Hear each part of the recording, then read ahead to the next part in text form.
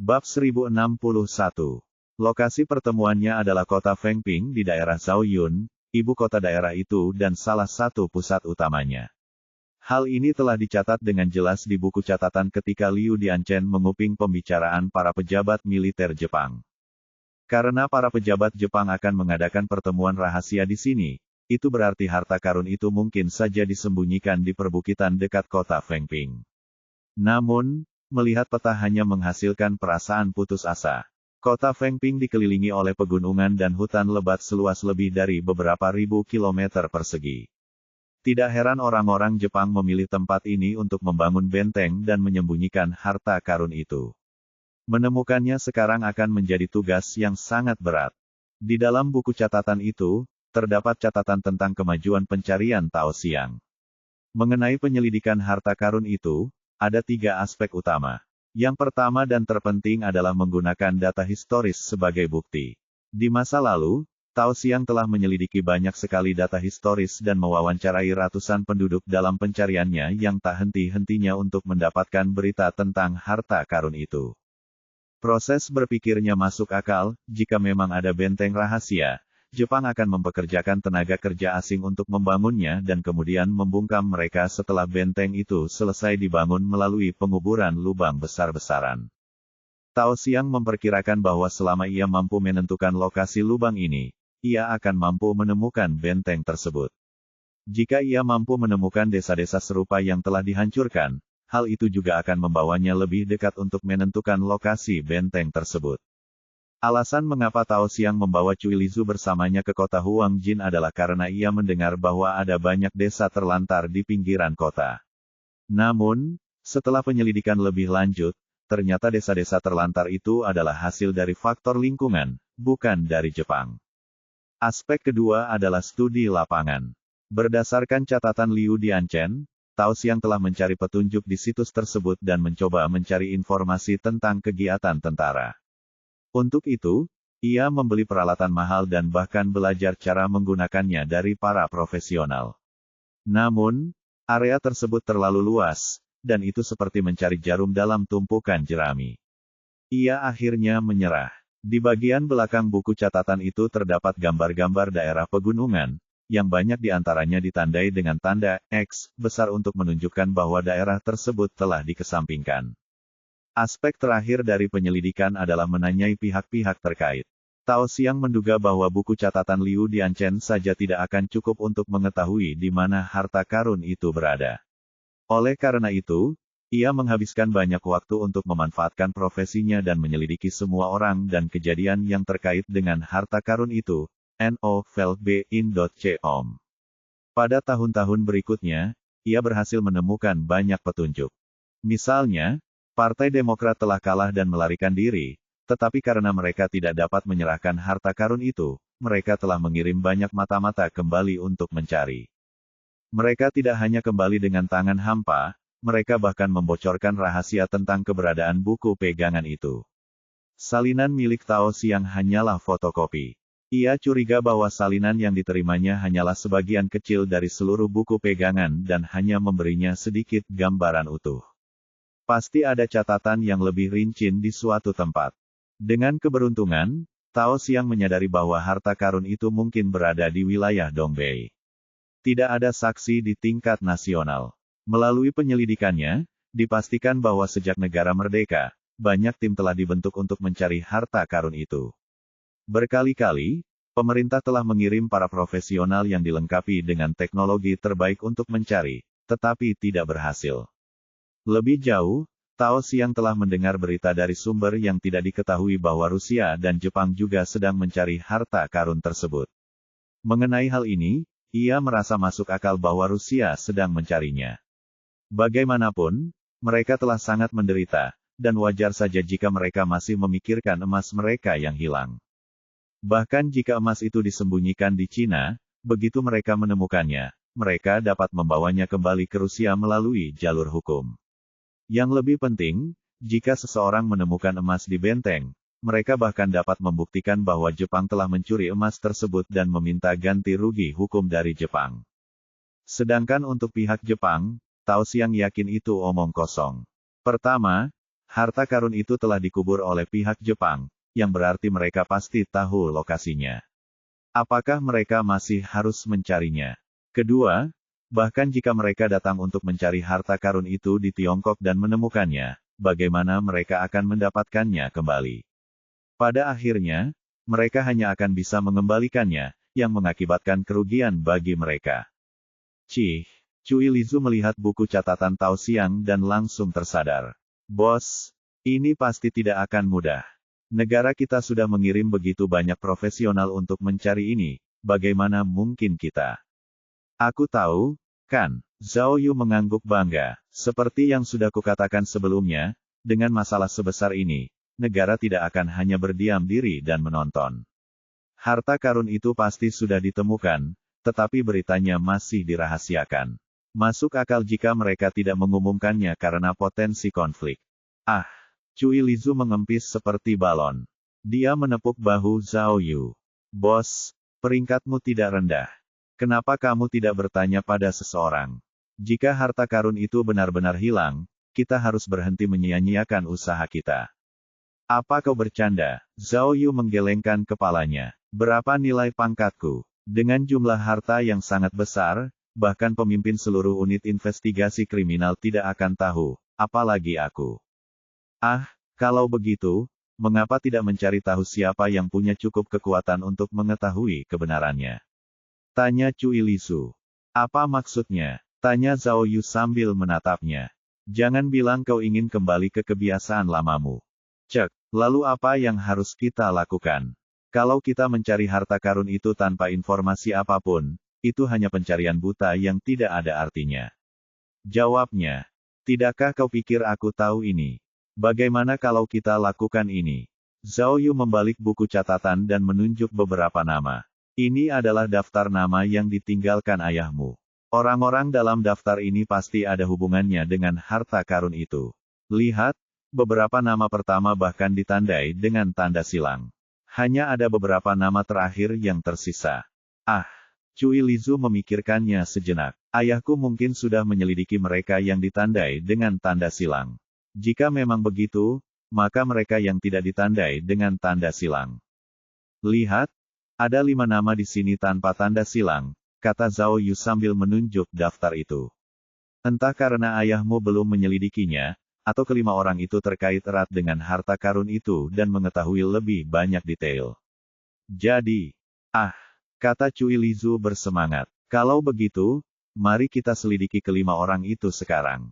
Mari kita lihat apa yang mereka ketahui. Jika harta karun itu sudah ditemukan, maka kita bisa menyerah.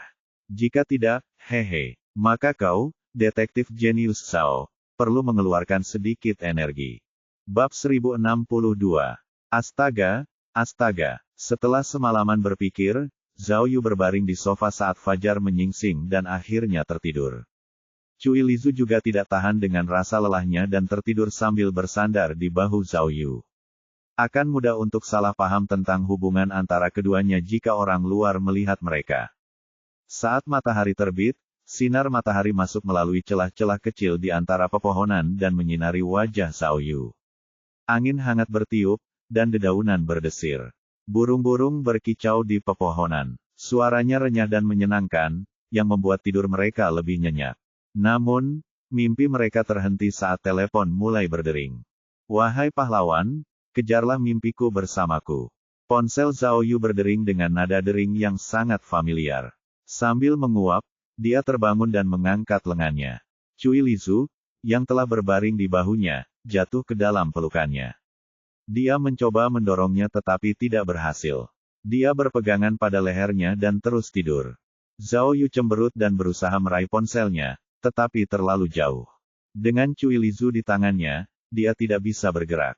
Putus asa, dia berusaha memanfaatkan kelenturannya dan membungkuk, mengerahkan tenaga yang sangat besar untuk meraih ponselnya. Karena baru saja terbangun, dia tidak repot-repot melihat ide penelepon dan menjawab telepon. Zhao kecil, itu adalah Zhang Jingfeng dari Fengshan. Orang-orang yang kau minta aku selidiki, semuanya sudah mati. Tunggu, apa? Tanya Zhao Yu, terkejut.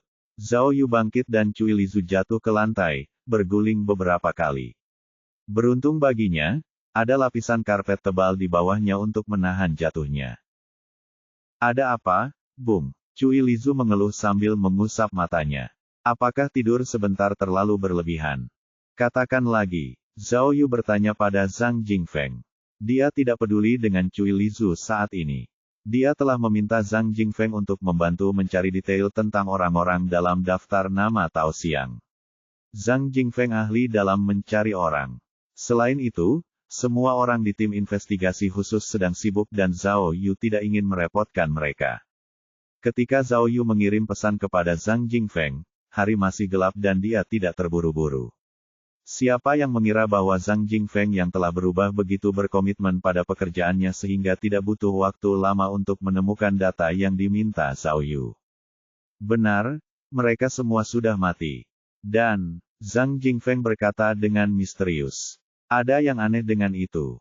Kapan mereka meninggal? Tanya Zhao Yu. Sepanjang tahun lalu, jawab Zhang Jingfeng. Mereka semua meninggal karena serangan jantung. Ini. Zhao Yu mengerti apa yang dimaksud Zhang Jingfeng.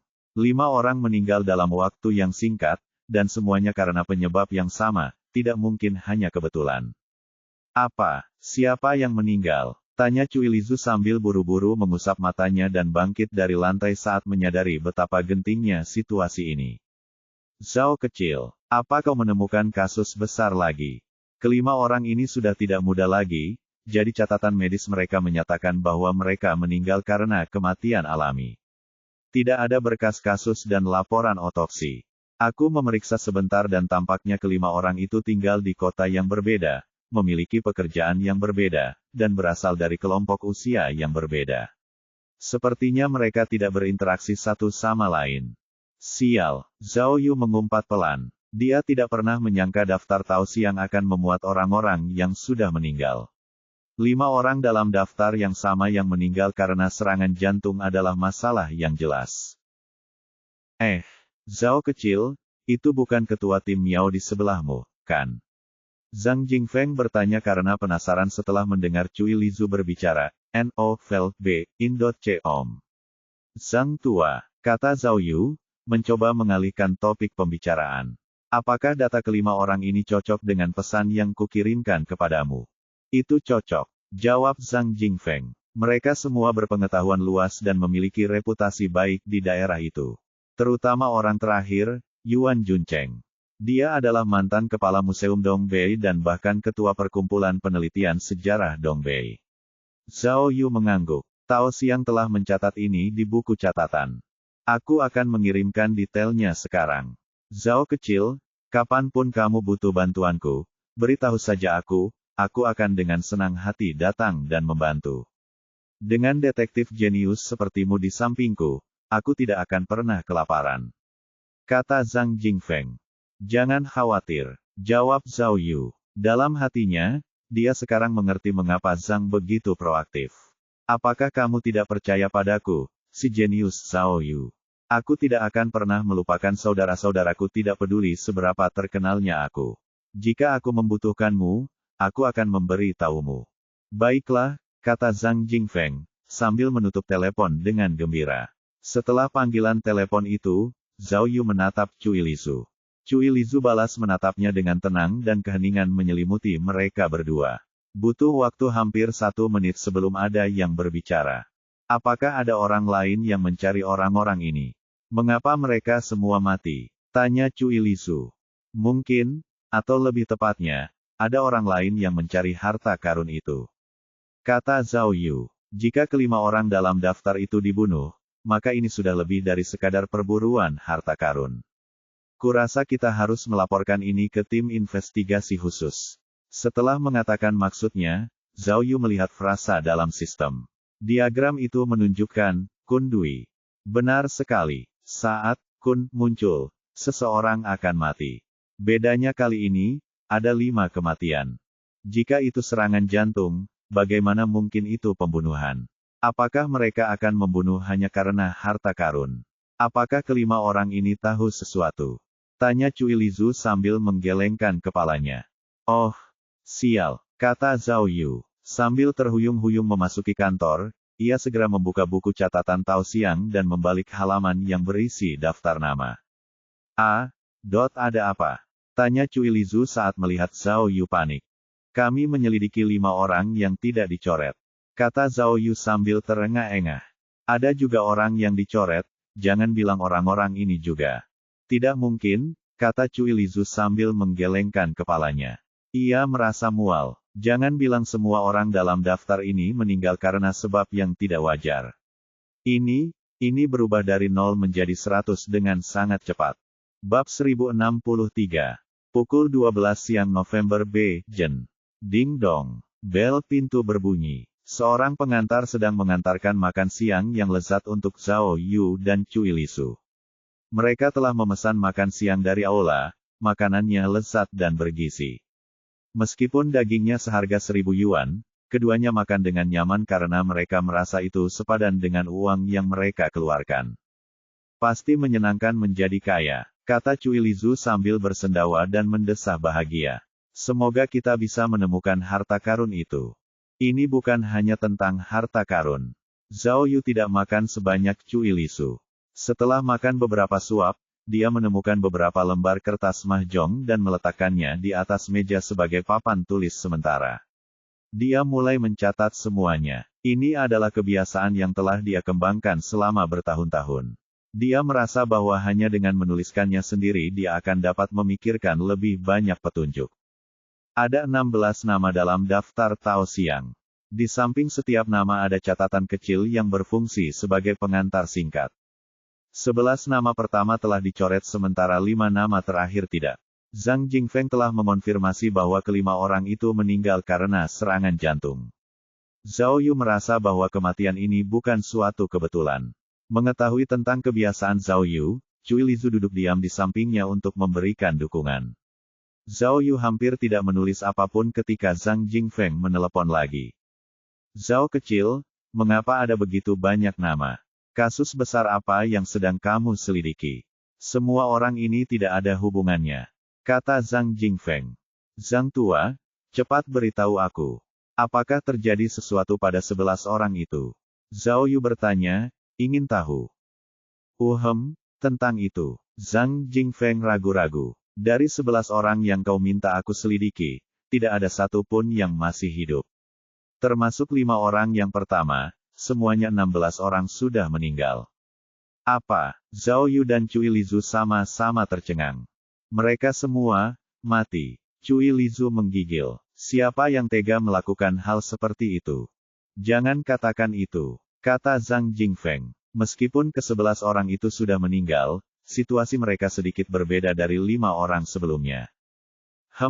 Bagaimana aku harus mengatakannya?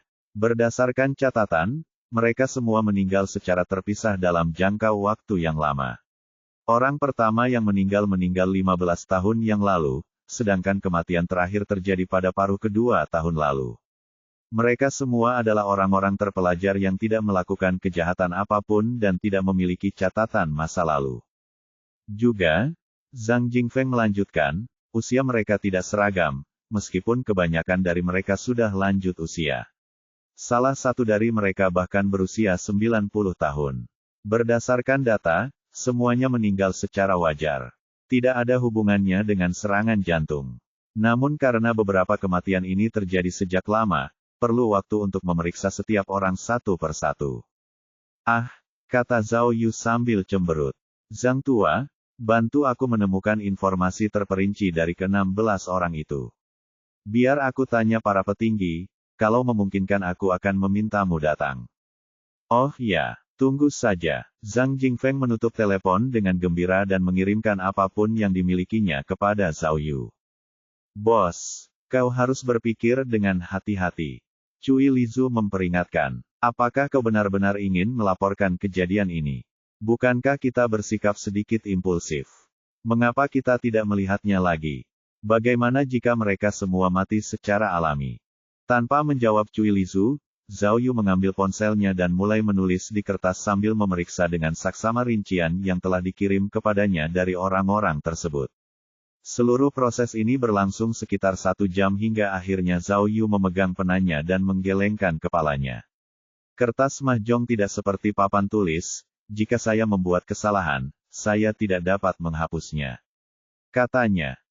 Bos, ada apa? Tanya Cui Lisu. Apa Anda menemukan sesuatu? Siapa pembunuhnya? Apa-apaan ini? Aku detektif, bukan dewa.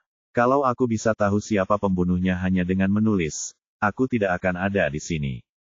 Jawab Zhao Yu. Cui Lisu terdiam. Lihat, kata Zhao Yu sambil menunjuk data tersebut. Kesampingkan kematian mereka, lihat ini. Siapa mereka? Lihat. Orang ini adalah seorang profesor sejarah, orang ini adalah seorang ekonom, orang ini adalah seorang teknisi profesional, orang ini adalah seorang insinyur teknologi tinggi, dan orang ini adalah seorang penjelajah. Apa yang bisa Anda simpulkan dari hal ini? Mereka semua berpengetahuan luas dan pandai dalam bidang akademis. Cui Lisu menyimpulkan, dan profesi mereka entah bagaimana terkait dengan emas. Benar sekali. Masih ada harapan untukmu, kata Zhao Yu sambil mengangguk. Aku menduga Tao Xiang menuliskan nama-nama ini karena mereka telah berpartisipasi dalam perburuan harta karun. Tao Xiang ingin menemukan lebih banyak petunjuk melalui nama-nama itu. Jadi, setelah memeriksa semuanya dan menyadari bahwa semuanya tidak terkait dengan harta karun itu, dia mencoretnya. Kata Cui Lisu bersemangat. Apakah dia tidak sempat memeriksa 5 yang terakhir? Sepertinya bukan karena tidak cukup waktu, tetapi lebih mungkin setelah memeriksa dia tidak yakin. Jangan lupa bahwa kotak itu terkubur cukup dalam dan lantainya telah ditambal. Dia mungkin tidak berencana untuk mendapatkan kotak itu dalam waktu dekat, kata Zhao Yu. Seperti yang diharapkan dari seorang detektif jenius. Mendengarmu mengatakan ini membuatku merasa lebih jelas tentang situasinya. Ayahku tidak mencoret kelima orang itu karena kelima orang itu tahu sesuatu tentang harta karun itu. Kata Cui Lisu. Sekarang lihat ini, Zhao Yu menunjuk ke orang-orang di atas. Ke-11 orang ini mungkin sudah meninggal, tetapi ketika mereka meninggal, mereka semua sudah tua. Berusia 70-an, 80-an, dan bahkan 90-an. Meskipun beberapa dari mereka sedikit lebih muda, mereka semua meninggal karena penyakit terminal dan bukan karena serangan jantung. Selanjutnya, lihatlah kelima orang ini. Meskipun mereka tidak semuda itu, mereka juga tidak benar-benar tua. Di zaman sekarang, orang-orang yang berusia 60-an tidak dianggap tua. Oh, kurasa aku mengerti maksudmu, kata Cui Lisu, mulai mengerti. Orang-orang yang dibunuh hanya 5 orang terakhir dan bukan semua yang berjumlah 16 orang. Bingo, kata Zhao Yu. Pertanyaan penting berikutnya adalah, jika kelima orang ini memang dibunuh, lalu mengapa pembunuhnya memilih untuk membunuh mereka? Ya Tuhan, seru Cui Lisu. Karena mereka tahu rahasia harta karun itu. Lalu si pembunuh membunuh mereka untuk mencari tahu, atau untuk membungkam mereka. Apapun masalahnya, kata Zhao Yu sambil menunjuk tanda tanya besar di kertas itu. Selama kita bisa menangkap pembunuhnya, kita mungkin bisa mendapatkan petunjuk tentang harta karun itu. Bab 1064. Ruang rapat Departemen Investigasi Pusat, Ibu Kota. Zhao Yu dan Cui Lisu duduk di sofa. Sementara Zhao Yu menyeruput tehnya dengan santai, Cui Lisu tampak khawatir. Bos, tanya Cui Lisu, menurutmu bagaimana para petinggi? Kurasa semua ini terjadi terlalu cepat. Mari kita selidiki dulu dan lihat apakah kelima orang itu benar-benar mati karena pembunuhan. Dan, apa yang akan mereka pikirkan tentang harta karun itu. Mereka boleh berpikir apa saja, kata Zhao Yu dengan tenang. Setelah menangani berbagai kasus besar, dia bisa dianggap sebagai veteran. Kelima orang itu ada di Dongbei. Kau tidak bisa berharap kami pergi ke sana, kan? Lil Cui, jangan terlalu khawatir. Jika para petinggi tidak mengizinkan kami menyelidiki, pasti ada masalah dan kami tidak perlu mendengarkan mereka begitu saja. Tapi, bagaimana kalau mereka mengizinkan kita menyelidikinya? Lalu apa? Tanya Cui Lisu, matanya terbelalak. Hehe, bukankah itu lebih baik? Yang aku khawatirkan sekarang adalah semua dokumen itu. Jawab Zhao Yu. Kata Cui Lisu sambil menyentuh dadanya. Jantungku berdetak sangat cepat. Rasanya seperti, baiklah, cukup. Jangan terlalu khawatir. Aku di sini, apa yang kau takutkan? Zhao Yu berkata meyakinkan. Namun, jauh di lubuk hatinya, memikirkan heksagram itu membuatnya takut. Tok tok, tok tok. Setelah beberapa kali mengetuk pintu, Ketua Jiao Guofeng masuk ke ruang rapat sendirian. Karena mereka sudah lama bersama, Zhao Yu telah menjalin hubungan baik dengan Ketua Jiao dan saat dia memasuki ruangan, mereka saling berpandangan, menyadari ada yang tidak beres. No, Vel, B, C, Om. Batuk, batuk. Zhao Yu berdeham. Cui kecil, kamu harus pergi ke kamar mandi. Cui Lizu tidak bodoh dan tahu apa yang dimaksud Zhao Yu, tetapi dia tetap patuh dan segera keluar. Kepala Jiao meletakkan setumpuk dokumen di atas meja. Zhao Yu, aku benar-benar tidak tahu harus berkata apa. Aku memintamu untuk istirahat dan kau bahkan tidak bisa melakukannya. Jangan jadi cewek genit. Apa kata atasan? Katakan padaku. Zhao Yu bertanya langsung. Tentang harta karun itu, sulit untuk dikatakan, kata kepala Jiao dengan canggung. Saya sudah melaporkan masalah ini kepada atasan, tetapi apakah kita bisa mendapatkan informasi atau tidak masih menjadi misteri. Sedangkan untuk Anda harus tahu bahwa meskipun ada harta karun, itu bukan dalam lingkup pekerjaan kami. Negara ini memiliki departemen khusus untuk hal semacam ini, kita hanya perlu menyerahkan datanya kepada mereka. Oh, begitukah? Zhao Yu mengerutkan kening. Lalu jika mereka menemukan harta karun berdasarkan petunjuk kita, bagaimana mereka akan membagi uangnya? Tanyanya. Tolong, apakah kau sudah memikirkan ini dengan matang? Tanya kepala Jiao, menggenggam kedua tangannya. Bagaimana kita bisa menyelesaikan laporan keuangan kita jika semua masalah emas ini bahkan tidak memiliki titik awal yang jelas? Mari kita bicarakan semuanya dengan baik, kata kepala Jiao, sambil mengeluarkan sebuah dokumen. Meskipun kita belum mencapai kesimpulan tentang harta karun itu, pembunuhan itu adalah tanggung jawab kita. Jika salah satu dari nama-nama ini terkait dengan pembunuhan, para petinggi telah memutuskan bahwa kau akan bertanggung jawab penuh. Itu yang sedang kubicarakan, kata Zhao Yu, sambil meraih berkas-berkas itu. Mengenai waktu istirahatku, presentasi pelatihanku, dan unit investigasiku. Liburmu akan ditunda, presentasimu telah ditunda, tetapi kami tidak mampu memberikanmu unitmu, kata kepala Jiao. Seperti yang kau tahu, kasus di Gaolanqi bukanlah tugas kecil, dan pemimpin Miao Ying telah mengambil alih timmu untuk menyelesaikan masalah tersebut. Saat ini, kami tidak bisa membiarkan apapun menghentikan mereka.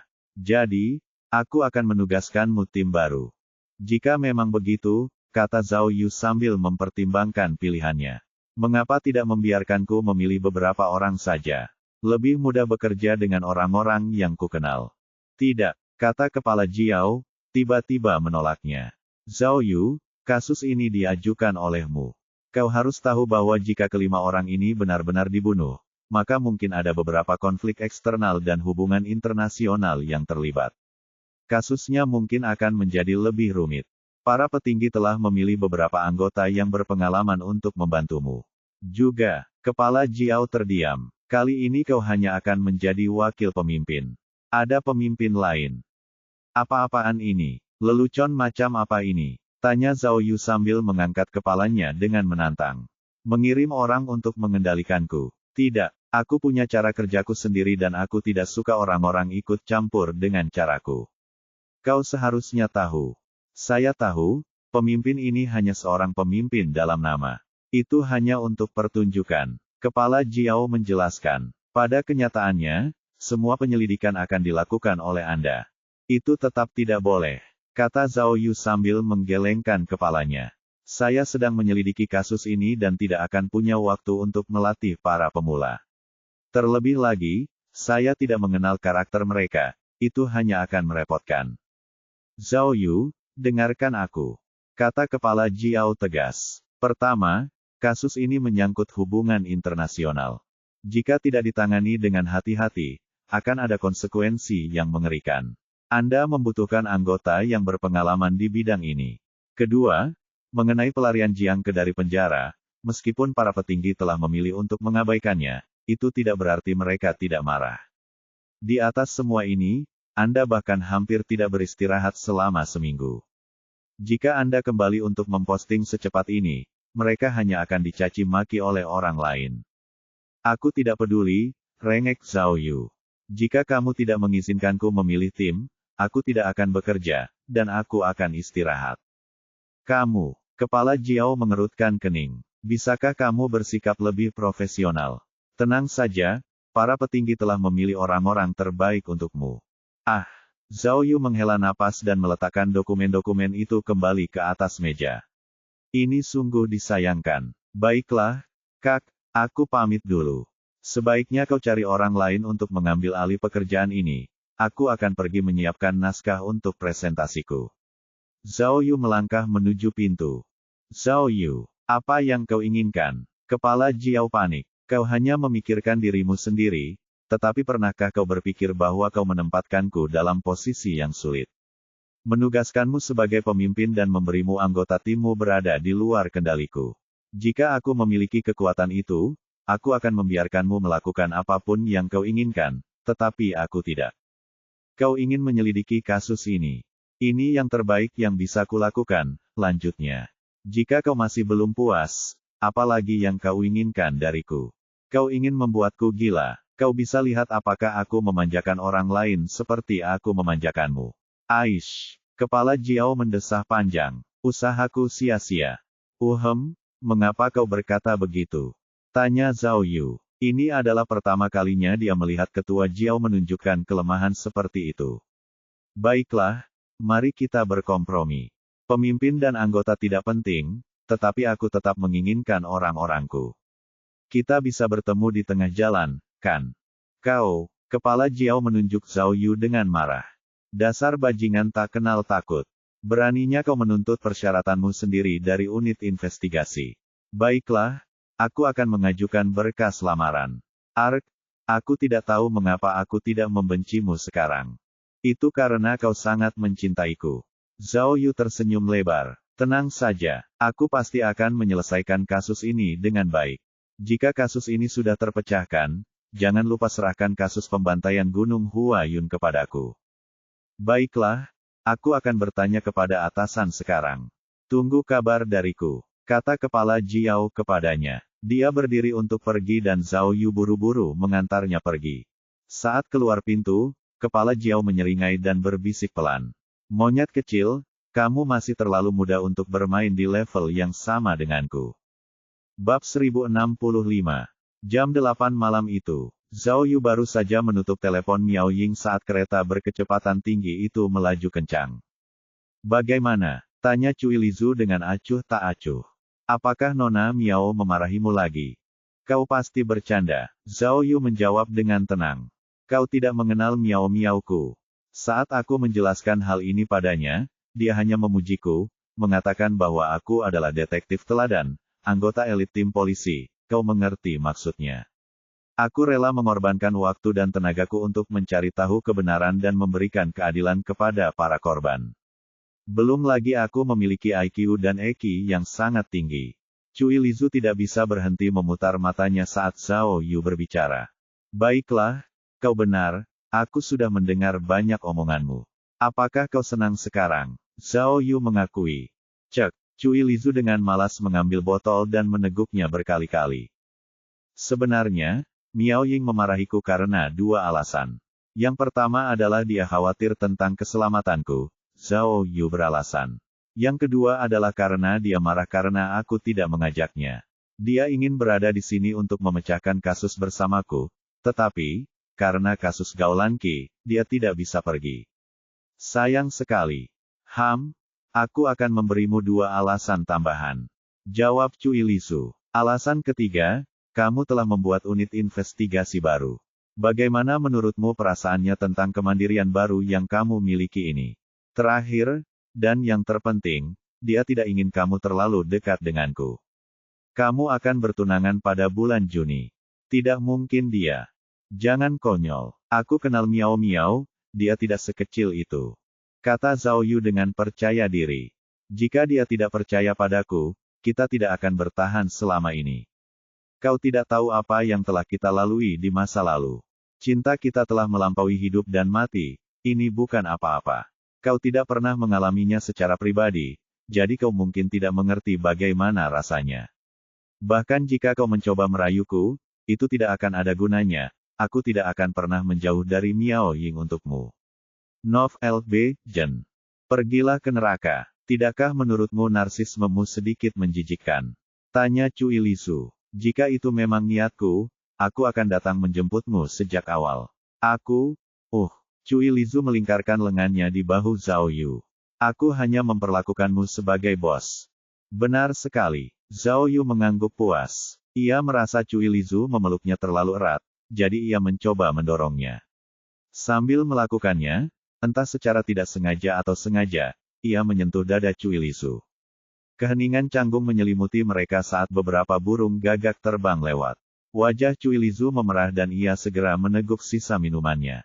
Dengan canggung, Zhao Yu mengalihkan pandangan dan mulai bersiul. Karena mereka telah melewati jam sibuk, tidak banyak orang yang tersisa di kereta menuju Feng Ping. Sekilas pandang menunjukkan bahwa hampir separuh kabin kosong. Oh benar, bos, apakah Anda mengenal orang-orang yang dikirim oleh atasan? Tanya Cui Lisu untuk memecah keheningan. Mengapa rasanya saya tahu mereka akan sulit ditangani bahkan sebelum saya bertemu dengan mereka? Saya sama sekali tidak mengenal mereka. Kata Zhao Yu. Pimpinannya akan datang dari Departemen Luar Negeri. Saya sudah bertanya kepada Maruin Kui dan dia mengatakan bahwa orang ini adalah seorang elit. Rupanya, dia pernah bertanggung jawab atas acara-acara yang melibatkan Jepang dan Korea dan dapat berbicara dalam 7 bahasa. Cui Lisu mendengus. Apa gunanya tahu 100 bahasa? Kita di sini untuk memecahkan kasus, bukankah dia hanya boneka? Kurasa dia di sini hanya untuk mencuri kejayaan dan uangmu. Aku tidak begitu yakin dengan rinciannya, kita hanya bisa menunggu sampai dia datang untuk mengetahui kebenarannya. Zhao Yu menghela napas. Dia sedang terburu-buru kembali dari luar negeri sekarang. Jika semuanya berjalan lancar, kita mungkin bisa bertemu dengannya besok. Sampai saat itu, orang-orang lainnya seharusnya sudah berkumpul. Aku tidak mengerti. Cui Lisu menggelengkan kepalanya. Mengapa kasus ini menyangkut urusan luar negeri? Jangan bilang bahwa kelima orang ini dibunuh oleh mata-mata asing. Sulit untuk mengatakannya, kata Zhao Yu. Pikirkanlah, jika kematian kelima orang ini terkait dengan harta karun itu, maka itu mungkin saja. Rusia dan Jepang bisa saja ikut serta, siapa tahu. Para petinggi hanya bersiap untuk skenario terburuk. Oh, kata Cui Lisu. Ia melihat sekelilingnya dengan waspada dan berbisik. Jika memang begitu, maka kita harus lebih berhati-hati. Tentu saja, jawab Zhao Yu. Ia mengamati sistem di kepalanya. Sejak membuka heksagram, ia terus mengaktifkan detektor tak terlihat untuk memeriksa keadaan sekitar dan gerakannya. Tapi, Zhao Yu melanjutkan, ada sesuatu yang tidak jelas bagiku. Ayahmu, Tao Xiang, tidak menunjukkan bagaimana ia memperoleh 16 nama itu. Apakah ia menemukannya satu persatu, atau ia memperolehnya dari saluran lain? Pikirkanlah, jika 5 orang terakhir dibunuh, maka mungkinkah pembunuhnya memiliki hubungan dengan ayahmu? Tentang itu, Cui Lisu mengerutkan kening. Maksudmu, orang lain mungkin punya daftar nama yang sama dengan ayahku. Itu mungkin saja, tapi itu semua hanya dugaan. Kata Zhao Yu, tanpa bukti yang kuat, kita tidak bisa langsung mengambil kesimpulan sekarang. Benar, sejauh pengetahuan kita kelima kematian itu hanya kebetulan. Jika itu benar-benar kebetulan, maka kita telah menyia-nyiakan semua usaha kita. Kata Cui Lisu tanpa daya. Pada akhirnya, kita tidak hanya tidak akan dapat menemukan harta karun itu, rumahku akan hilang, dan semuanya akan sia-sia. Itulah yang kami katakan. Tapi, bisik Zhao Yu. Berdasarkan pengalamanku, kemungkinan terjadinya kebetulan seperti ini hampir nol. Oh, kenapa begitu? Tanya Cui Lisu, matanya terbelalak. Karena kelima kematian itu terjadi sesuai urutan nama-nama yang tercantum. Kata Zhao Yu, nama yang paling atas meninggal lebih dulu, sedangkan nama yang paling bawah meninggal paling akhir. Semua kematian mengikuti urutan nama-nama yang tercantum. Ditambah lagi, Semua kematian itu terjadi dalam jangka waktu yang pendek dan semuanya meninggal karena penyakit yang sama. Hal-hal seperti itu tidak mungkin terjadi secara kebetulan. Oh, jadi, sejak awal, kau sudah tahu bahwa kematian mereka bukanlah suatu kebetulan. Kata Cui Lisu. Wah, kenapa kau tidak memberitahuku lebih awal? Tidak heran kau sudah meminta izin kantor sebelum kami mulai menyelidiki. Jauh di lubuk hatimu, kau sudah tahu. Ya, Zhao Yu mengangguk. Untuk menyelidiki kasus ini dengan jelas, kita perlu mencari dalam urutan terbalik.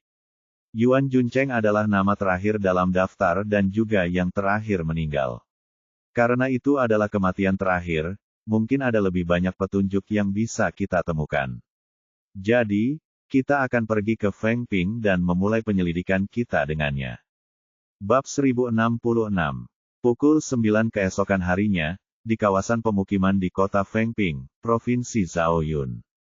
Yuan tua pergi terlalu cepat, kata istri Yuan Juncheng. Ia mendesah dan tersedak air matanya. Saat itu adalah festival laba. Ia baik-baik saja di pagi hari. Ia bahkan makan bubur laba di sore hari dan beberapa pangsit untuk makan malam. Siapa yang tahu, saat malam tiba, ia akan meninggalkan kita. Bibi, di mana kamu saat Profesor Yuan mengalami kesulitan? Tanya Cui Lisu. Di rumah, kata wanita tua itu. Saya baru saja pulang dari berdansa sekitar pukul 9 malam dan dia sudah setengah pingsan di lantai. Ada busa putih di tepi mulutnya, dan dia tampak sangat tidak nyaman.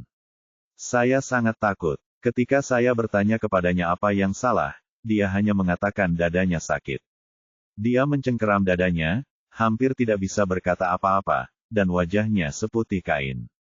Saya buru-buru menelepon anak-anak saya, dan saya bahkan menekan 120, tetapi pada saat dia sampai di rumah sakit, semuanya sudah terlambat. Wanita tua itu mulai menyeka air matanya lagi sambil mengingat kenangan menyakitkannya. Maksudmu, Profesor Yuan sedang sendirian di rumah saat semua ini dimulai? Zhao Yu bertanya padanya. Ya, wanita tua itu mendesah penuh penyesalan. Ini semua salahku. Kalau aku tahu lebih awal, aku tidak akan pergi berdansa. Saat aku pergi, dia masih baik-baik saja. Seperti biasa, dia mengerjakan urusannya sendiri dan aku mengerjakan urusanku. Itu terjadi saat laba. Kata Zhao Yu. Musim dingin di Feng Ping selalu di bawah nol, dan kau masih pergi berdansa. Ya, itu bukan tari di alun-alun.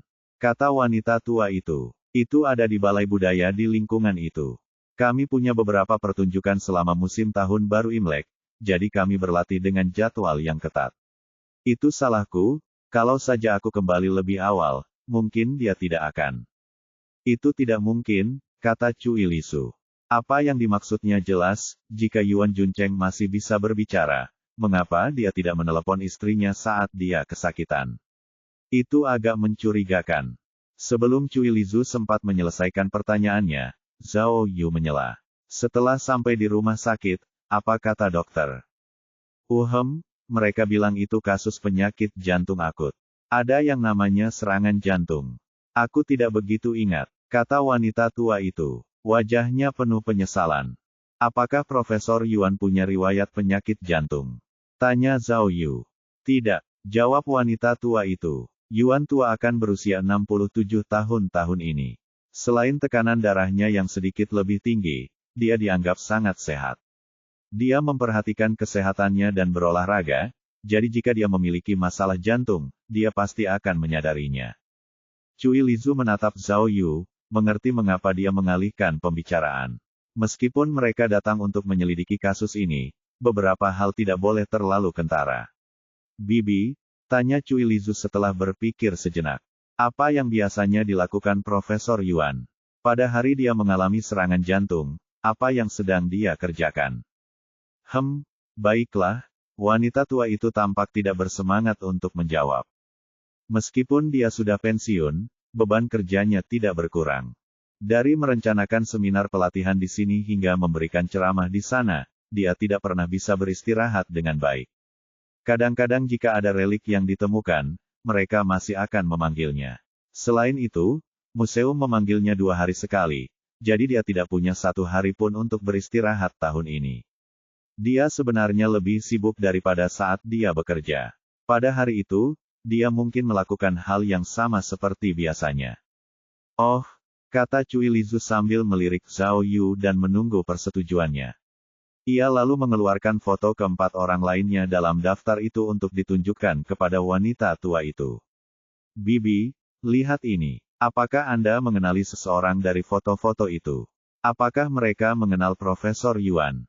Oh. Wanita tua itu mengenakan kacamata bacanya, mengamati foto-foto itu dengan saksama, dan menggelengkan kepalanya. Tidak, aku belum pernah bertemu mereka sebelumnya. Siapa mereka? Tidak apa-apa, kami hanya bertanya, Cui Lizu berhenti di tengah kalimat. Bibi, jadi apakah kamu tahu apa yang sedang dikerjakannya? Apa lagi yang akan dipelajarinya?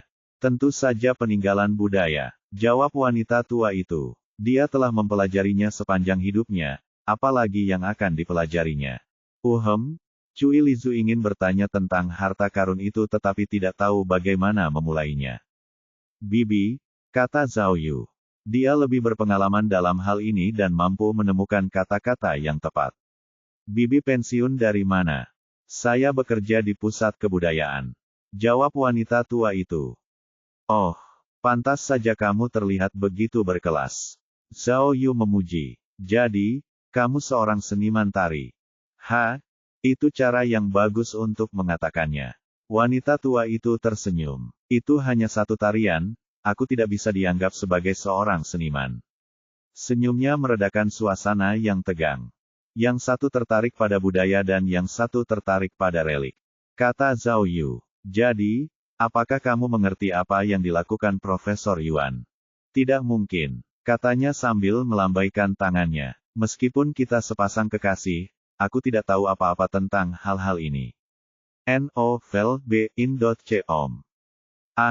Kalau begitu, bolehkah kami melihat ruang kerjanya? Zhao Yu bertanya dengan sopan. Karena itu kamu, ya sudah. Dia buru-buru membuka kamar dan mengundang mereka masuk. Lihat-lihatlah. Setelah Yuan tua meninggal, aku hanya mengemas beberapa barang di sini. Aku masih belum siap memutuskan apa yang ingin kulakukan dengan semua ini. Wow, begitu mereka masuk, Cui Lizu tertarik oleh perabotan kayu rosewood Afrika di sebelah kiri yang dipenuhi banyak artefak antik. Semua ini, kata Cui Lizu sambil berjalan mendekat untuk melihat lebih dekat. Seolah-olah dia ingin mengatakan sesuatu tetapi tidak dapat menemukan kata-katanya. Oh, kata wanita tua itu. Ini adalah beberapa koleksi Yuan tua saat dia masih ada. Namun, karena dia adalah direktur museum, dia telah menyumbangkan beberapa relik yang lebih berharga untuk menghindari kecurigaan.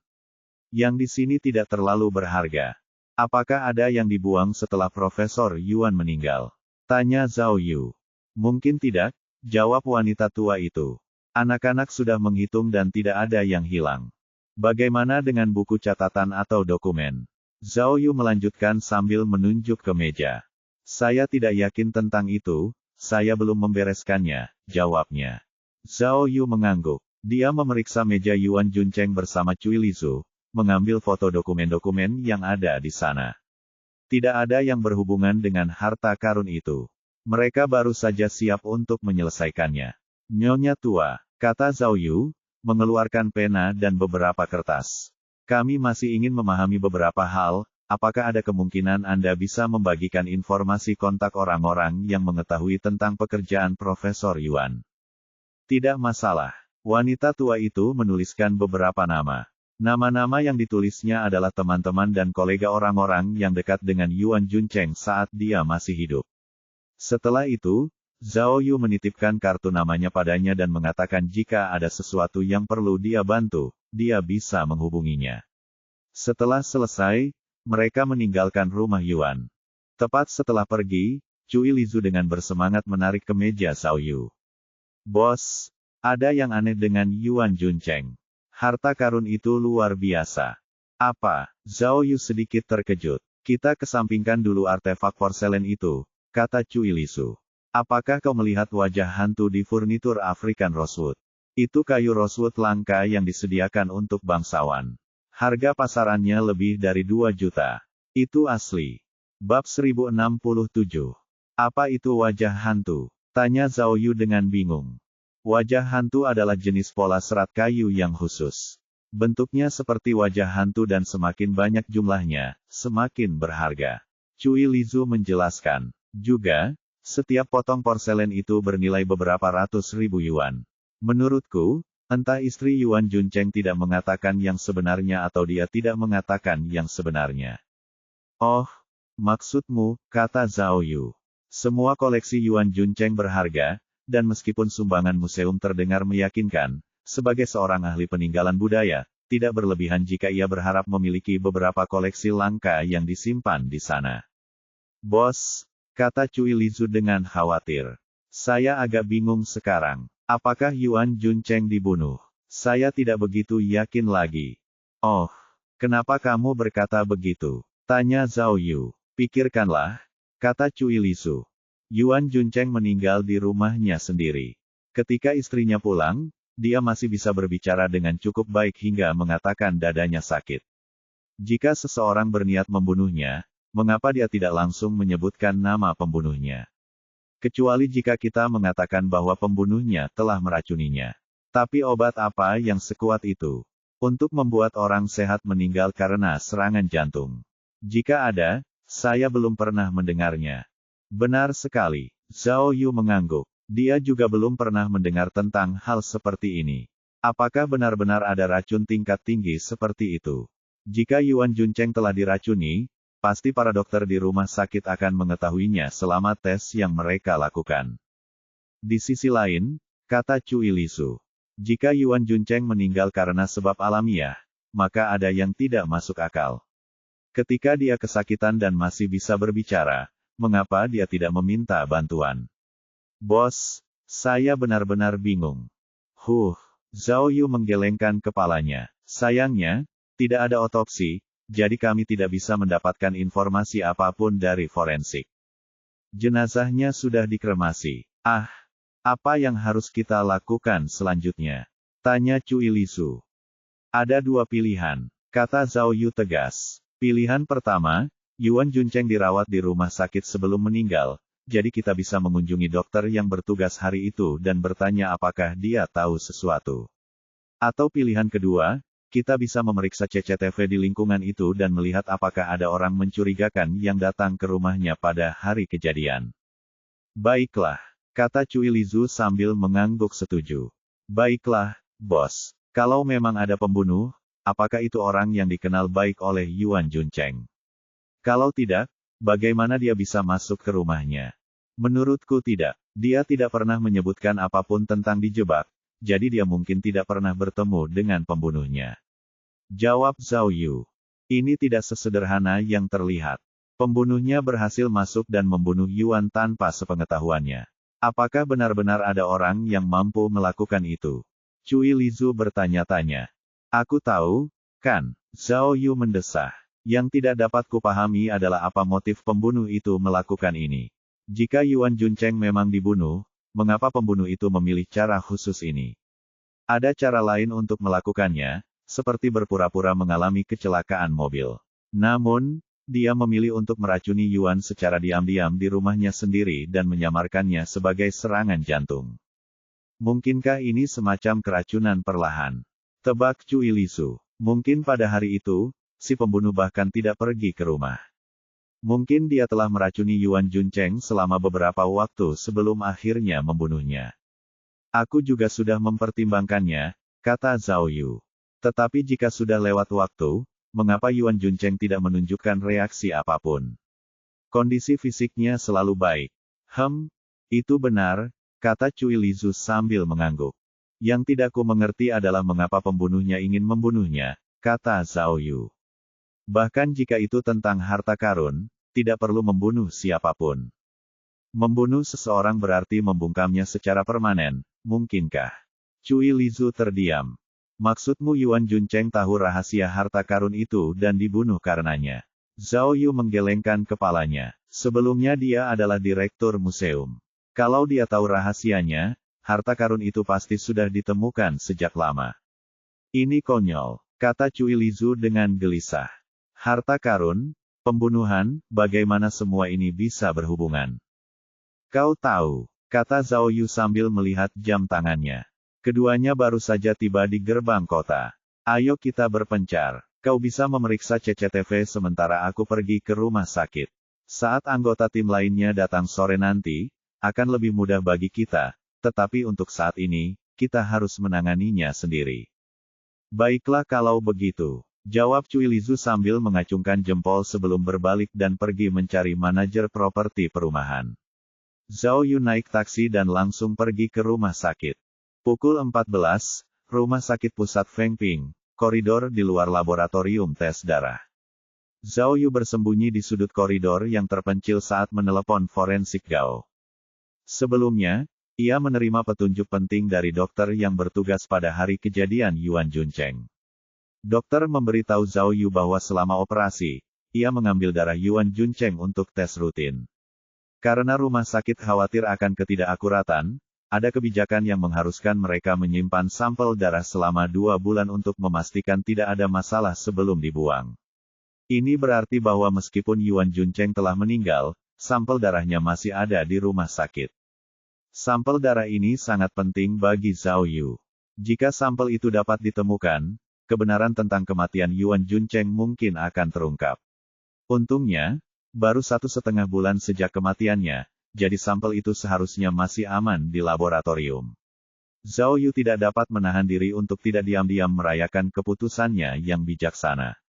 Dia telah menjadikan Yuan Juncheng target pertamanya untuk penyelidikan.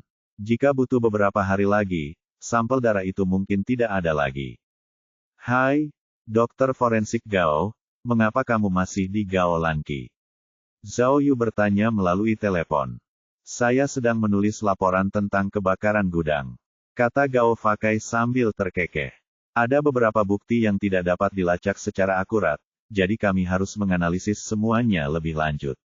Oh benar, saya melihat petugas Miao sebelumnya. Mengapa kalian berdua tidak bersama? Saat ini saya berada di Provinsi Zhaoyun, kata Zhao Yu sambil tertawa. Apakah Anda melihat hasil tes yang saya kirimkan kepada Anda? Saya sedang menangani kasus lain, dapatkah Anda membantu saya melihat apakah ada yang salah dengan hasil ini? Wah, kamu benar-benar tidak bisa beristirahat, kata Gao Fakai. Baiklah, biar aku lihat. Ngomong-ngomong, Pak Tua Gao. Zhao Yu memeriksa sekelilingnya sebelum berbisik pelan. Apakah kau tahu ada obat di bumi yang dapat menyebabkanmu meninggal karena gagal jantung dan tidak terdeteksi? Yah. Itu, kata Gao Fakai sambil menarik napas dalam-dalam.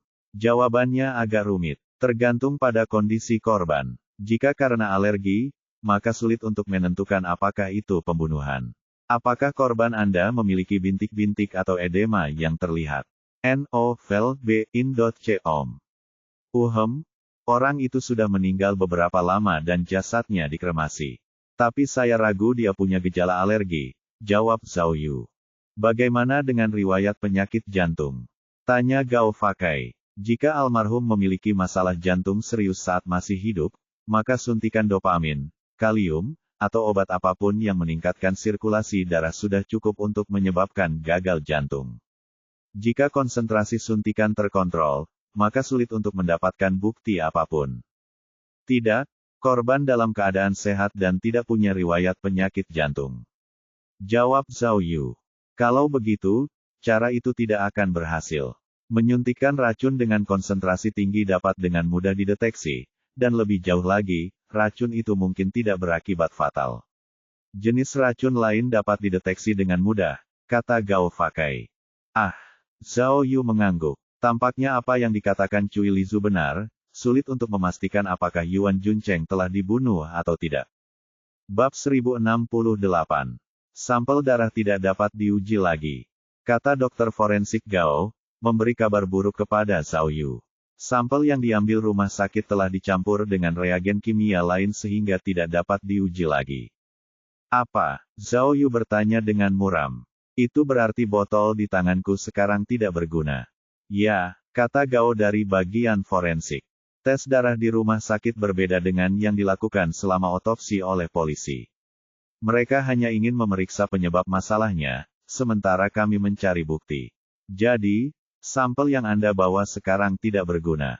Tapi jangan tutup telepon dulu, biar saya lihat laporannya. Baiklah, Zhao Yu berkata lesu. Dia kecewa. Yah, tampaknya selain kadar lemaknya, semua indikator lainnya menunjukkan bahwa dia sehat dan dalam kisaran normal. Kata Gao dari forensik. Kondisi darah almarhum sebenarnya lebih baik daripada orang pada umumnya. Oh, Zhao Yu tidak berharap banyak pada hasil sampel itu. Tidak ada yang istimewa berdasarkan laporan ini, lanjut Gao Fakai. Tidak ada racun, tidak ada yang aneh, kecuali, Kecuali apa? Tanya Zhao Yu. Tunggu, apa ini, sodium tiopental? Dokter forensik Gao berhenti sejenak saat dia membaca kata yang kedengarannya aneh itu. Ada apa? Zhao Yu bertanya padanya. Natrium tiopental adalah obat terapeutik. Tunggu dulu, saya sudah lama tidak melihat ini. Coba saya periksa, jawab Gao Fakai. Obat terapeutik. Zhao Yu mengerutkan kening. Dia tidak tahu apa maksudnya. Ah, saya menemukannya. Obat ini digunakan untuk mengobati klaustrofobia. Kata Gao dari forensik. Saya hampir lupa. Ini adalah obat langka dan sulit ditemukan di pasaran. Saya pernah mendengarnya sebelumnya. Klaustrofobia adalah kondisi mental dan meskipun tidak ada yang dapat menyembuhkannya sepenuhnya, natrium tiopental berpotensi untuk meringankan beberapa gejalanya. Klaustrofobia? Tanya Zhao Yu. Apa itu? Ini adalah kondisi saat pasien merasa sangat tertekan saat berada di ruang tertutup. Biasanya dalam situasi seperti menaiki lift atau pesawat terbang. Jelas Gao Fakai. Tapi rumah almarhum tidak punya lift, begitu pula tempat kerjanya. Sedangkan untuk pesawat, dia tidak pernah naik pesawat, jadi meskipun dia punya obat ini, dia tidak perlu sering-sering minum obat, kan? Zhao Yu bertanya-tanya. Baiklah, tentang itu, kata dokter forensik Gao. Jika almarhum memiliki dokter pribadi, Anda dapat bertanya kepadanya. Namun, saya yakin bahwa natrium tiopental digunakan untuk meredakan ketegangan mental dan tidak ada hubungannya dengan penyakit jantung. Natrium tiopental juga tidak dapat digunakan untuk menyebabkan gagal jantung. Oh, kata Zhao Yu. Meskipun dia mengangguk, dia merasa ada sesuatu yang salah. Bagaimana kalau begini? Aku akan menunjukkan laporan itu kepada rekan-rekanku dan aku akan menghubungimu lagi jika mereka melihat sesuatu yang mencurigakan. Kata Gao Fakai. Baiklah, terima kasih. Kata Zhao Yu sopan sebelum menutup telepon. Begitu menutup telepon, ia langsung membuka sistem dan mencari natrium tiopental di peramban tak terlihat. Zhao Yu tahu bahwa peralatan sistem itu lebih canggih daripada apapun yang tersedia. Jadi ia ingin melihat apakah ada penjelasan tentang obat itu di peramban.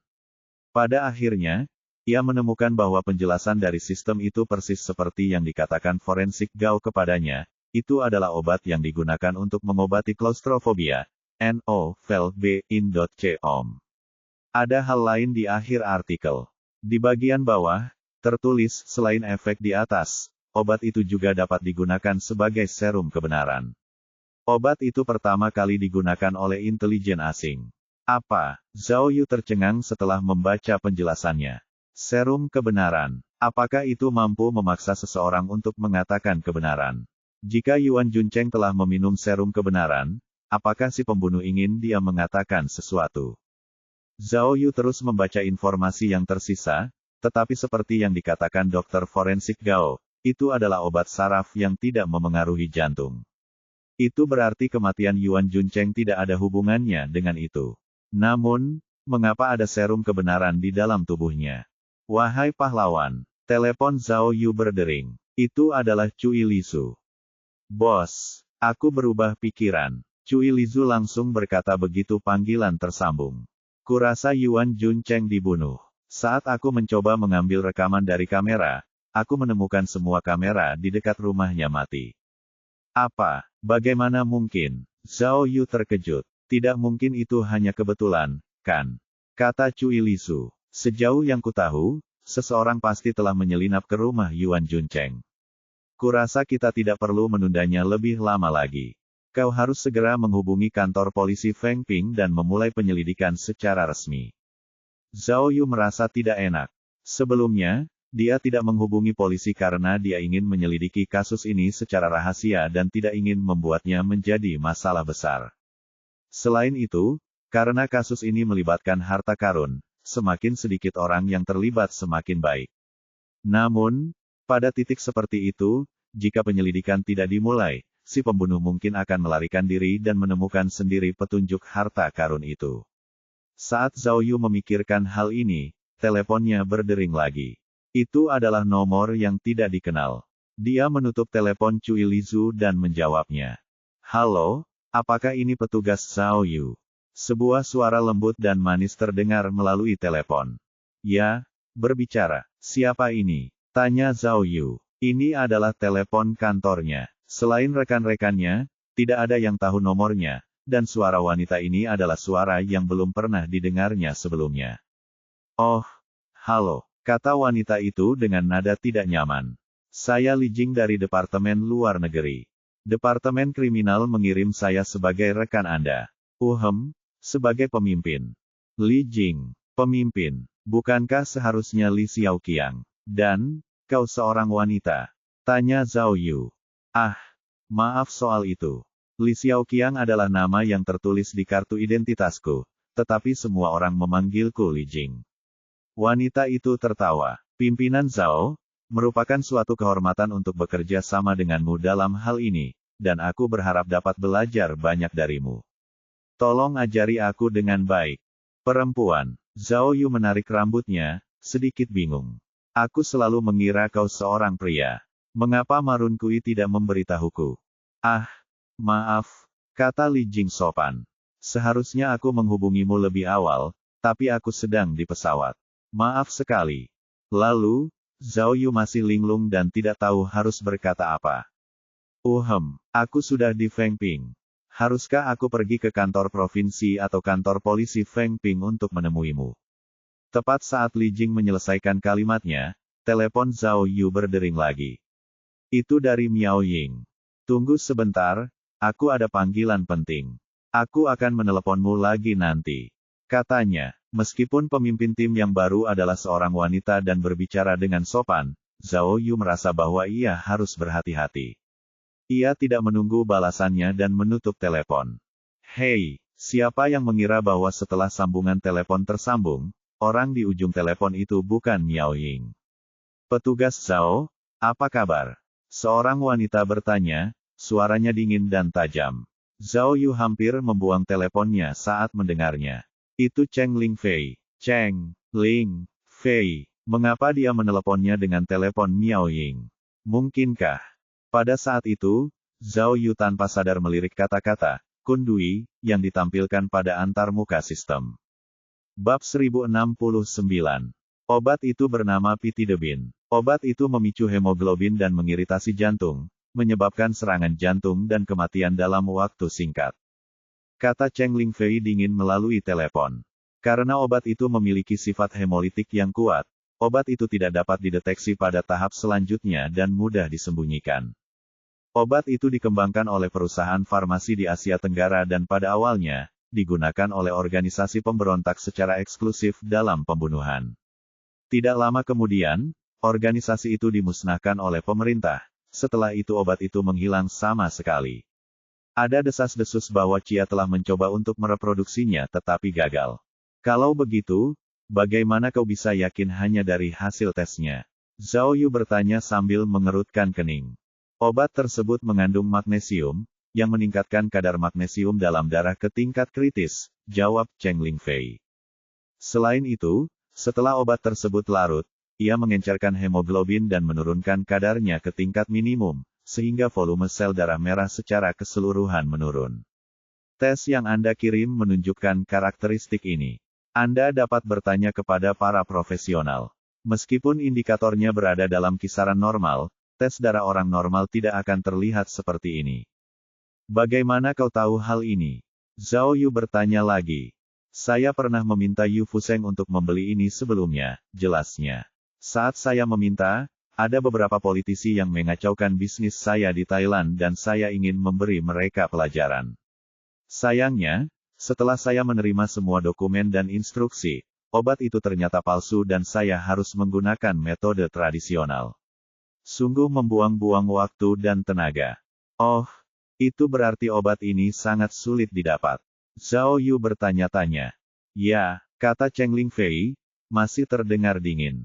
Dari apa yang kudengar, perusahaan itu sebenarnya sedang mengembangkan sesuatu yang lain dan menemukan pitidebin secara tidak sengaja. Formulanya mengandung beberapa kesalahan dan mereka tidak pernah bisa meniru hasil yang diinginkan, jadi batch pertama adalah yang terbaik. Ada berapa banyak orang dalam kelompok itu? Zhao Yu bertanya pada Cheng Lingfei. Cukup untuk membunuh sekitar 100 orang. Ada harganya, tetapi tidak ada pasar untuk itu, jadi pada dasarnya tidak ada, jawabnya. Itu berarti siapapun yang mendapatkannya bukanlah orang biasa. Zhao Yu berpikir dalam hati. Mendengar suara Cheng Lingfei melalui telepon membuat Zhao Yu takut tanpa alasan, ternyata. Setelah Zhao Yu dan Gao Fakai selesai mengobrol, Gao Fakai bertemu dengan Miao Ying dan menceritakan kepadanya tentang situasi Zhao Yu, membiarkannya melihat hasil tes. Secara kebetulan, ketika Miao Ying sedang menginterogasi Cheng Lingfei tentang kejahatannya di luar negeri, Cheng Lingfei menyebutkan sejumlah perusahaan farmasi yang dimilikinya dan betapa ia cukup ahli dalam bidang farmasi. Ia bahkan pernah mencoba membunuh orang dengan menggunakan berbagai obat sebelumnya. Jadi, Miao Ying mengambil kesempatan untuk menunjukkan hasil tes kepada Cheng Lingfei dan satu hal mengarah ke hal lain. Zhao Yu ketakutan, karena ia mengira Cheng Lingfei tidak hanya melarikan diri dari penjara tetapi juga menculik Miao Ying dalam prosesnya. Untungnya, itu adalah alarm palsu. Jadi, detektif, hanya itu saja. Tanya Cheng Lingfei. Miao Ying kemudian mengangkat telepon. Itu berarti kelima orang dalam daftar itu semuanya dibunuh. Tanya Miao Ying. Setidaknya Yuan Juncheng, kata Zhao Yu sambil menyeka keringat di dahinya. Miao, tolong jangan lakukan itu lagi di masa mendatang. Saat mendengar suara Cheng Lingfei, aku hampir gila. Kau pasti melakukannya dengan sengaja, kan? Kau boleh main-main, tapi aku bahkan tidak bisa bercanda. Miao Ying tertawa. Aku peringatkan kau, kita sedang mempercepat semuanya di sini jadi sebaiknya kau simpan sebagian dari peti harta karun itu untukku atau kau akan mati. Yah, aku tidak bisa menjanjikan apapun. Lagi pula, aku adalah detektif yang hebat, jawab Zhao Yu. Siapa tahu, mungkin dalam beberapa jam lagi, aku akan memecahkan kasusnya. Kau melakukannya lagi, keluh Miao Ying. Tapi serius, aku baru saja mendengar semuanya. Jika Yuan Juncheng benar-benar terbunuh oleh obat misterius, maka kau harus berhati-hati terhadap pembunuh ini. Dia bukan orang biasa, mungkin lebih dari satu orang. Dimengerti, kata Zhao Yu sambil mengangguk. Saya akan waspada. Ngomong-ngomong, Miao, apakah kamu pernah mendengar tentang Li Jing dari Departemen Luar Negeri? Dia akan datang untuk menjadi pemimpin tim kita. Apa, wanita lain? Kata Miao Ying. Apa yang dipikirkan para pemimpin kantor kriminal dengan memaksa seorang wanita padamu? Apakah dia cantik? Novel B. Jen.com. Jangan mulai lagi, kata Zhao Yu. Aku belum pernah bertemu dengannya, dan aku juga tidak punya waktu untuk peduli dengan penampilannya. Miao Ying memikirkannya. Bukankah mereka hanya kesal karena Jiang kabur dari penjara? Tidak perlu mengawasimu seketat itu hanya karena itu. Aku sangat marah. Tapi sayang, terlepas dari jenis kelamin, jika mereka tidak mau bekerja sama denganmu, lawan saja mereka. Bagaimanapun, ayah mertuamu mendukungmu jadi jangan khawatir. Katanya. Aku masih tahu batas kemampuanku. Jangan khawatir, aku akan menangani semuanya dengan baik, jawab Zhao Yu. Baiklah, aku akan meminta Cheng Lingfei untuk menuliskan laporan terperinci kepadamu, lalu kamu bisa meminta bantuan profesional lain untuk membandingkannya, kata Miao Ying. Jangan ceroboh dalam bekerja. Aku tahu. Dasar wanita cerewet, kata Zhao Yu sambil tertawa. Aku akan mengajukan izin untuk menyelidiki ini kepada atasan dan mengambil sampel darah dari 4 orang lainnya untuk melihat apakah situasi mereka sama dengan Yuan Juncheng sebelum aku mengambil kesimpulan. Baiklah, aku tidak bisa menghentikanmu memecahkan kasus ini, Tapi berjanjilah padaku kau tidak akan melakukan hal-hal seperti melompat dari pesawat atau membahayakan nyawamu lagi, oke? Miao Ying mengingatkannya sebelum menutup telepon. Setelah mengetahui tentang serum kebenaran dan obat pembunuh misterius, Zhao Yu 99% yakin bahwa Yuan Juncheng dibunuh. Pembunuhan ini berbeda dari setiap kasus lain yang pernah dilihatnya karena orang yang membunuh Yuan Juncheng jelas lebih profesional dan cerdas dari biasanya. Selain itu, karena melibatkan harta karun yang besar, Zhao Yu merasa ada lebih dari satu orang yang terlibat di sini. Bahkan bisa jadi sebuah organisasi. Dia harus memberikan 110% dari dirinya untuk penyelidikan ini agar tidak kehilangan petunjuk apapun. Wahai pahlawan, kejarlah mimpiku bersamaku. Ponsel Zhao Yu berdering lagi dan dia ingat bahwa dia telah melupakan pemimpin barunya, Li Jing. Halo, katanya sambil menjawab panggilan. Pimpinan Zhao, apakah Anda sudah menyelesaikan tugas Anda? Li Jing bertanya dengan lembut. Saya masih di bandara. Kemana saya harus pergi selanjutnya? Zhao Yu berharap pemimpin tim yang baru itu adalah orang yang lebih pemarah sehingga dia setidaknya punya kesempatan untuk membenarkan dirinya sendiri saat berdebat dengannya. Namun, Li Jing membuatnya kesal. Dia seperti gadis kecil yang mencari seseorang untuk diandalkan, dia bahkan harus meminta pendapatnya tentang hal-hal sederhana seperti tempat untuk bertemu. Alhasil, Zhao Yu tidak bisa kehilangan kesabarannya. Sangat sulit untuk bersikap baik. Bab 1070. Li Jing benar-benar cantik. Ketika Zhao Yu pertama kali melihatnya di ruang konferensi kantor polisi kota Fengping, dia terkesima dengan penampilannya. Dia memiliki bentuk tubuh seperti model, kulit halus, dan fitur wajah yang khas. Kemanapun dia pergi, kemungkinan besar ada 80% orang akan meliriknya lagi. Meskipun dia cantik dan sopan, Zhao Yu tidak punya perasaan apapun padanya. Salah satu alasannya adalah karena posisinya saat ini. Bagaimanapun, dia telah mencuri gelarnya. Kedua, dari gerak-geriknya, jelas bahwa dia adalah orang yang lemah yang tidak memiliki aura seorang polisi wanita. Di matanya, dia tampak lebih seperti wanita muda yang tenang, dan bekerja dengan seseorang seperti ini membuatnya merasa canggung. Semua orang hadir di konferensi itu termasuk Li Jing. Tanpa diduga, Zhao Yu mengenal dua anggota tim yang tersisa yang telah dikirim oleh kantor kriminal. Satu adalah Liu Zanbing, dan yang lainnya adalah Su Hai. Keduanya adalah bawahan Wu Fangfang, No. Feld B, Jendot C. Om. Mereka dikirim karena mereka telah memenuhi beberapa kriteria yang diperlukan.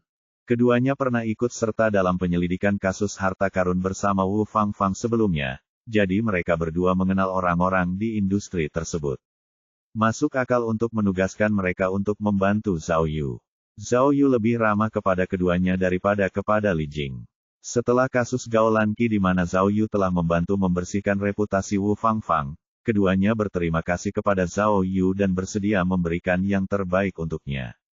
Sekitar waktu yang sama, pilihan Zhao Yu sendiri telah tiba.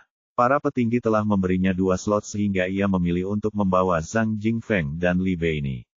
Zhang Jingfeng dapat membantu mencari orang sementara Li Beini dapat mengerjakan dokumen. Mereka adalah dua orang yang paling dekat dengan Zhao Yu dan pasti akan membantunya. Zhao Yu merasa jauh lebih tenang. Sepertinya ketua Jiao benar-benar memperlakukannya dengan baik. Tim khusus baru ini dibentuk dengan Zhao Yu sebagai pusatnya. Pemimpinnya, Li Jing, berada dalam posisi yang sulit dan otoritasnya telah dirampas oleh Zhao Yu. Tidak peduli apapun latar belakangnya, dia pada dasarnya hanya ada di sini untuk pamer. Saya harap semua orang menjaga saya, kata Li Jing dengan antusias, suasana hatinya tampak tidak terpengaruh. Menyadari posisinya sebagai pemimpin, anggota tim lainnya juga bersikap ramah kepadanya. Li Jing, yang selalu bekerja di urusan luar negeri, pernah ditempatkan di Jepang dan Korea. Tugas utamanya adalah bekerja sama dengan pemerintah setempat untuk memastikan kerjasama dengan Departemen Kriminal sambil melakukan penyelidikan terhadap buronan asing yang terkait dengan warga negaranya. Ini berarti dia tidak memiliki pengalaman di garis depan dan posisinya sebagai pemimpin hanyalah formalitas. Dengan status Li Jing, Kepala Jiao bermaksud agar dia membantu Zhao Yu dalam urusan luar negeri. Petugas polisi Feng Ping masih mempersiapkan kantor untuk tim, jadi mereka hanya bisa menggunakan ruang konferensi untuk saat ini. Setelah perkenalan singkat, Zhao Yu mulai menjelaskan kasus tersebut kepada yang lain. Dari catatan Tao Xiang hingga catatan pengkhianat dan daftar nama, ia memastikan untuk memberi mereka informasi terbaru tentang kasus tersebut. Saat ini, prioritas utama kami adalah memastikan apakah keempat korban tewas lainnya dalam daftar nama tersebut dibunuh dengan cara yang sama seperti Yuan Juncheng, kata Zhao Yu. Mereka tinggal di kota yang berbeda, jadi kami harus mengajukan izin investigasi bersama dengan kantor polisi setempat. Ini, lanjutnya, kalian akan bertanggung jawab atas investigasi bersama. Ingat, kalian bukan lagi orang kecil dari Taishan. Saat berbicara dengan polisi setempat, kalian harus bersikap tegas dan memberi mereka tenggat waktu yang tegas untuk dipatuhi sehingga kita dapat menemukan informasi yang kita butuhkan secepat mungkin. Benar, kata Li Beini. Meskipun ini pertama kalinya dia menangani kasus tingkat tinggi seperti itu, dia tidak takut. Sambil mengambil laptopnya, dia mulai bersiap. Zhang Tua, kata Zhao Yu sambil menghadap Zhang Jingfeng. Tugasmu adalah mencari informasi lebih lanjut tentang kasus ini. Selain kelima orang ini, aku butuh informasi tentang semua orang dalam daftar. Seperti Beini, aku sudah mengajukan izin khusus untukmu, jadi jika kau menemui hambatan, mintalah polisi setempat untuk membantumu. Mengerti, kata Zhang Jingfeng. Meskipun dia lebih berpengalaman, dia tampak gugup dan jawabannya tidak terlalu keras. Zanbing dan Suhai, kata Zhao Yu sambil menoleh kedua rekannya yang lain. Kalian punya koneksi dengan orang-orang yang tahu banyak tentang harta karun, jadi kuharap kalian bisa lebih fokus pada harta karun itu.